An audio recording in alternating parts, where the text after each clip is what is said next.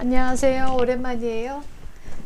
여러분들하고 오늘 말센스라는 책을 가지고 같이 얘기를 해볼까 해요.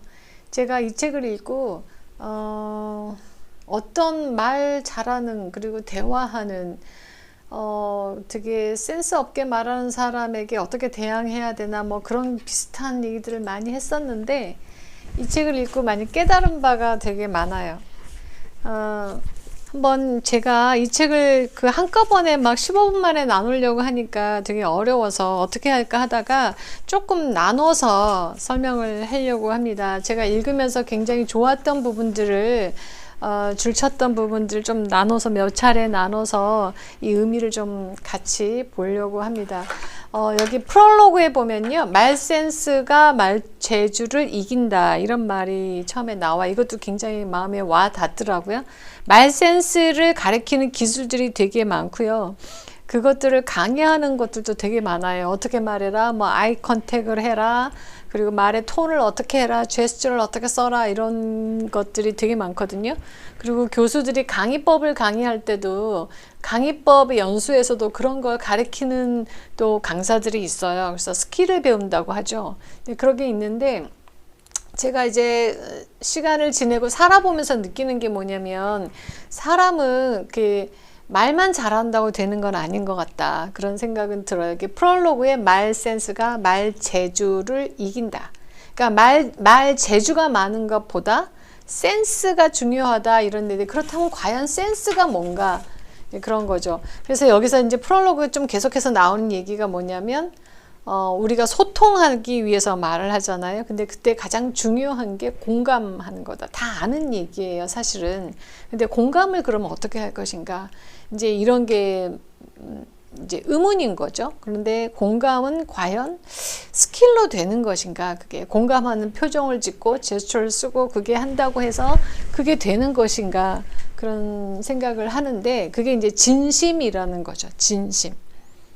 진심으로 공감하는 거. 그게 표정을 억지로 꾸미려고 하지 않고 억지로 꾸미려고 하는 게 더 이상한 것 같아요. 그래서 꾸미려고 하는 게 아니라 진심을 담아서 나오는 자연스러운 표정. 그런 걸로 우리는 그 사람을 읽는 것 같아요. 근데 너무 진심 어린 표정을 막 꾸몄다면 나중에 그 사람이 진심이 아니었다는 걸 깨달으면 더 상처가 될 수도 있겠죠. 그래서 그런 얘기들을 말 센스, 이렇게 가식적으로 할 필요가 없고 진심 솔직하게 말하고 상대방이 상처가 되지 않게 하고 어떤 그런 것에 대한 얘기입니다. 그래서 여기를 보면 이제 한 곳을 제가 별표쳐 놓은 데를 보면요, 말 센스란 적세적소에 필요한 말을 필요한 만큼만 하는 것이다. 말을 적게 할 필요도 있는 것 같아요. 그것은 또 내가 말하고자 하는 욕구를 잠시 내려놓은 다음 상대를 바라보고 들어주는 것이고, 상대가 진심으로 하고 싶은 말이 뭔가를 알아서 그걸 하도록 끌어내주는 것이 말센스다라는 거예요. 우리가 대화를 하는 거는 상대방과 소통하는 것이고 그걸 원하는 것이고 상대방과 좋은 관계를 맺고자 할 때 우리가 말을 하는 거잖아요.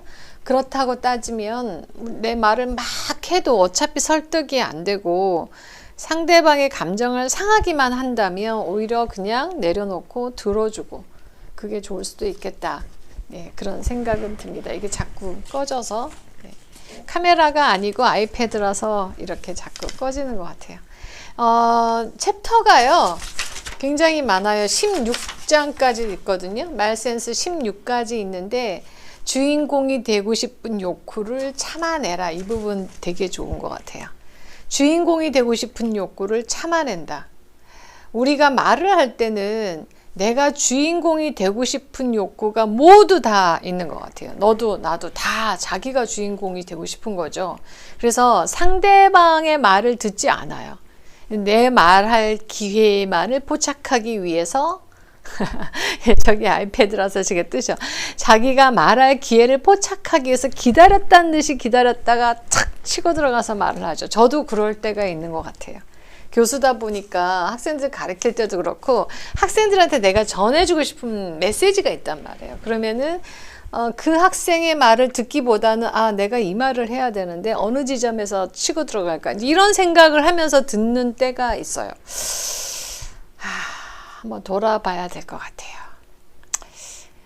요즘 학생들은 교수가 말한다고 자기 의견을 굽히거나 그러지는 않거든요. 다 자기 생각이 많고 정보가 많고 이러기 때문에 교수법도 코칭으로 바꿔라 라고 교수들 사이에서도 얘기하는 때이니만큼 그런 것 같아요. 그래서 자기가 스타가 되고 싶고 주인공이 되고 싶고 그런 욕구를 내려놓고 말을 하는 게 말센스다. 예. 그래서 또 하나 또 이제 나눌 얘기가 여기 또 저희가 발표로 쳐놓은 것이 이제 이런 거죠. 내가 편안하면 편안할수록 상대의 고통에 공감하는 능력이 떨어진다. 그러니까 이런 거 있죠. 내가 굉장히 많은 고통을 겪었어요. 그러니까 자식에 대해서도 그렇고 여러 가지 가정적으로도 그렇고 그러면 어떤 상대방이 상담을 요청하거나 그럴 때 내가 그 수많은 고통을 겪었다는 것만으로도 상대에게 위안이 되는 경우가 있죠. 별 말을 안 하고 오히려 공감이 되고 그리고 내가 무슨 말을 할 때도 상대방이 그 말을 더 쉽게 받아들일 수 있고 그런 거죠. 그래서 이런 사실을 깨닫고 난 후 이 사람은 나 자신에 대해 이야기하려는 본능을 줄이고 상대방이 얘기할 수 있도록 노력한다. 그래서 나는 더 적게 말하고 더 많이 듣기 위해 의식적으로 노력한다 이런 말을 했는데 그 말이 굉장히 저한테는 와 닿았어요. 내가 말하려고 하는 걸 좀 줄여야겠다. 예, 그런 생각을 하고 어떤 사람은 그런 얘기를 하더라고요. 상대하고 나하고 얘기했을 때 이제 대화를 할 때 어떤 사람이 80%를 얘기하고 어떤 사람이 20%를 얘기하면 20%를 얘기하는 사람은 어떨까 심정이. 그리고 자기가 반반 정도 내가 50% 정도 얘기했다고 생각하고 대화를 끝냈을 때 실제로 해보면 50%만 얘기했을 거라고 생각을 했는데 실제로 계산해 보면 70% 정도 얘기할 수 있다는 거죠. 그래서 자기가 30% 정도만 얘기했다고 생각했을 때 반반 정도가 된다 이런 얘기를 하더라고요. 그래서 얼마나 우리가 자기가 말하는 거를 좋아하는 세대에 살고 있는지 모르겠어요. 유튜버라는 것도 마찬가지로 자기만 얘기하고 상대방 얘기를 듣지 않기 때문에 저도 마찬가지로 이렇게 말을 하다 보면 내 말만 하게 되거든요. 그래서 잠깐 멈추고 그렇게 할 필요가 있다. 대화란 주고받는 것이기 때문에 굳이 말하려고 하지 않아도 눈빛만으로도 감정을 표현할 수 있고 조금만 얘기해도 상대방이 나의 말을 전달받을 수 있고 그리고 어떻게 대화라는 건 서로 주고받으면서 감정을 교류하고 서로 그러면서 기쁜 것이기 때문에 기쁨을 공유하고 슬픔을 함께 나누고 하는 것은 굳이 말로 다 할 필요는 없다. 이제 이런 것이죠. 그래서 대화를 할 때 말만으로 말하는 것만으로 채우지 말아라. 어떠세요, 여러분? 말하는 것만으로 대화를 다 채우려고 애쓰지 말아라. 이런 얘기를 하죠. 그 얘기 혹시 아세요? 그 카페 같은 데 갔을 때 연인이 들어오면 이 사람들이 부부인지 아니면 불륜인지 구별하는 방법. 그러니까 노부부들, 이제 중년 부부들인 경우에. 근데 말하지 않고 그냥 가만히 앉아 있는 거, 이제 그런 경우는 부부라고 해요. 그리고 계속해서 말을 하는 경우는 불륜이라는 구별법을 그렇게 말하는 사람 얘기를 들은 적이 있는데 왜 그럴까 생각을 해보면 오래된 부부는 굳이 많은 말을 하지 않아도 그냥 앉아있는 것만으로도 즐겁고 편안하고 그냥 따뜻하고 그런 것 같아요. 근데 이제 불륜이거나 그런 경우는 좀 불편하기 때문에 오히려 막 말을 하고 자기를 표현하려고 애를 쓰고 그러지 않을까 이런 생각이 들었습니다. 그래서 여기에 이제 제가 노트를 해놓은 게 귀가 두 개고 눈이 두 개고 왜 입이 하나일까 이런 생각을 좀 많이 했고요. 그래서 많이 듣고 많이 보고 대신에 이 말을 적게 해라 이제 이런 생각을 솔직히 좀 해서 막 적었었고요. 그리고 대부분의 경우의 대화의 초점이 나한테로 결국은 돌아와서 내 중심적으로 나만 표현하기 때문에 오히려 상대에게 도움이 되는 대화를 못하고 상대에게 해를 끼치고 나만 드러내고 그래서 관계를 해치게 되는 그런 대화가 될 수 있다. 이 말이 많이 와 닿았던 것 같아요. 그 다음 두 번째 하나만 더 하고 오늘은 말센스 2를 마치도록 하겠습니다. 제가 이거 말하면서도 선생님이 된 것 같네요. 선생님이 되려는 욕심을 부리지 않는다 이거거든요. 그래서 여기 제가 체크해 놓은 거 보면 왜 사람들은 상대가 물어보지도 않는데 상세하게 말할까? 그거는 내 안에 선생이 되고 싶은 욕구가 있기 때문이라고 이 책 저자는 얘기를 합니다. 그래서 그거를 통제병, 상대방을 내가 말을 해가지고 내 충고를 듣게 하려는 어떤 충동, 그래서 충고병이라고 했던 통제병. 상대방을 내가 통제하고 싶은 욕구, 그게 통제병. 그리고 또 하나는 관심병, 인정받고 싶. 그래서 사람들이 자기 얘기를 장황하게 한다는 거죠. 깜짝 놀랐어요. 여러분은 어떠세요?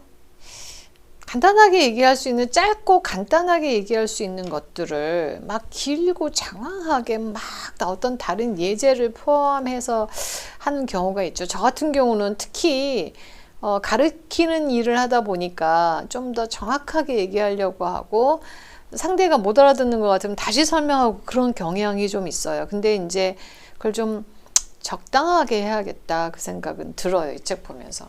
그래서 내가 상대방에게 길게 설명할 땐 통제하려고 하는구나. 내 말을 듣게 하려고 하는 거구나. 그래서 그러니까 통제하려고. 상대방이 내 말을 듣고 움직이도록 하고 싶은 어떤 통제의 욕구.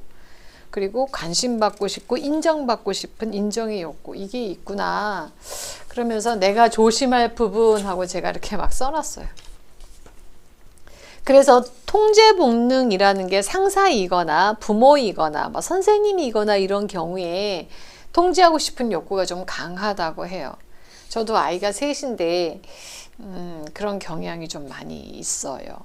둘째 아이가 지금 졸업을 하고 취업을 좀 어려워서 기다려줘야 되는데 그거를 많이 기다려주지 못한 나를 보면서 참 사랑이 많이 부족하다. 아이를 믿고 그 아이가 건강하게 자라고 자기가 일을 개척해 나가는 거를 진득하게 기다려주는 부모가 참 못된다 이런 생각을 했었는데요. 많이 깨닫는 것 같습니다. 그리고 이제 역류 효과라는 것에 대해서 이 저자가 또 말을 해요. 무언가에 대해서 자신의 견해가 틀렸다는 점을 알게 되었을 때 오히려 그 원래의 신념을 고집스럽게 집착하고 싶은 욕구가 또 있대요. 그래서 고집스럽게 막 그렇게 상대하고 대화를 해서 풀려고 하기보다는 내가 원래 가졌던 그 생각이 있는데 틀렸어요, 그게. 그러면 빨리 고쳐야 되잖아, 인정하고. 근데 그렇지 않고 계속해서 내 주장을 하려고 하는 그런 욕구, 인간의 욕구가 있다. 그래서 대화를 함으로써 나의 그 잘못된 부분들을 좀 깨닫고 나를 개선하고 하는 것이 대화의 목표이다. 이제 이 사람이 이런 얘기를 합니다. 그래서 자기 견해를 분명히 표현하고 싶다면 차라리 블로그에다 써라. 차라리 이렇게 유튜브에다 얘기해라. 그러면 상대방이 듣고 싶으면 듣고 아니면 스킵해서 넘어가잖아요. 빨리빨리 넘어가잖아요. 그런데 만약에 상대하고 대화를 한다면 내 견해를 좀 내려놓고 좀 들어주고 그리고 내가 틀렸을 수 있다는 것을 생각하고 상대방이 말하면서 나를 돌아보고 하는 그런 마음, 그것이 말센스고 그게 대화다. 이런 얘기를 하는 걸 보고 말센스 참 좋은 책이라서 여러분들에게 소개시켜 드리고 싶고요. 전달을 잘 못한 것 같은데 이 책을 읽고 정말 많이 깨달았습니다. 말을 많이 한다는 것이 꼭 좋은 게 아니고 말을 되도록이면 적게 해야겠다는 거.